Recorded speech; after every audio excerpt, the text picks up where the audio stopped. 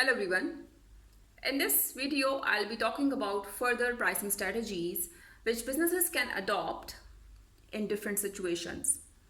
Now the first one is contribution cost pricing. Now in this case, first of all, business has to calculate total direct cost. Now what is direct cost? This is the cost which directly businesses have to bear for the production of specific goods. For example, you have to pay for the raw material, you have to pay for the wages which you have to pay to the laborers. Those will be employed for the production of those goods. So I'll be only taking that part of my cost.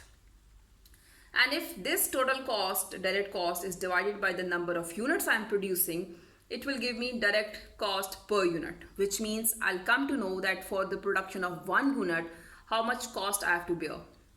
For example, I came to know that I have to bear $2, and then I decided that I should charge $3, and this one, the difference of one, will be used to pay the fixed cost. Now you have to be very careful that if my fixed cost is 4,000, it means I have to sell 4,000 units to cover my fixed cost. And definitely that is a break even. You have to, of course, produce more than 4,000 and you have to sell more than 4,000 so that you can earn good amount of profit on that. Now the second one, that is target pricing. Now in this case, businesses, first of all, they calculate their total cost. Suppose for producing 10,000 units, business has calculated their total cost is 400,000. And then they will decide their markup on these units. I have decided that I want to get 20% on my cost. So I have calculated 20% of this, that is 80,000. Then I will take out the total revenue, which means cost plus the markup I've decided, and I'll add up, it will give me the total revenue. So it means I have to cover 480,000 by selling these 10,000 units. So simply I'll divide these with the number of units, and then it has given me very clear answer that my price should be $48 to cover this total revenue. This is how they calculate the price they have to charge. Now the third one, that is perceived pricing, also called customer value pricing.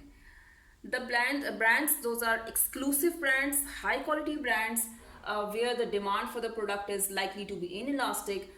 In that case, businesses use this pricing strategy. And for example, Rolex watches, higher the perceived value, and so the higher the price is set for the product. Now the fourth one, price discrimination. Like the previous one, it also has impact of elasticity.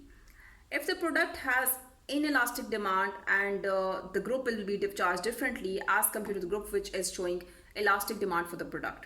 So if it's an elastic demand, it means a minor change in price will have major impact on the demand. So the businesses will charge lower prices in that market. And where the demand is inelastic, they know that any change in price, any major change in price will have a little impact on the demand. So what they will do, they'll charge higher prices in that market. So in this case, elasticities matter a lot for the businesses. Now the fifth one, that is penetration pricing. Now what happens in this case, that businesses, when they want to enter into the new market, they charge lower prices. Why? Because they want to grab market. There might be many established brands already working in that market, and they have developed very good customer loyalty. So to break that, businesses, they charge lower prices in the start so that they could grab customers. Another concept related to pricing, that is price wars. You must have seen that sometimes businesses, those are competing with each other. They'll be competing on the basis of this strategy that if other brand is reducing the price, we have to also reduce the price. Pepsi and Coca-Cola, very close competitors. During Ramzan, if one of the brands is reducing the price, the other brand will also reduce the price. So this is how they go on like this.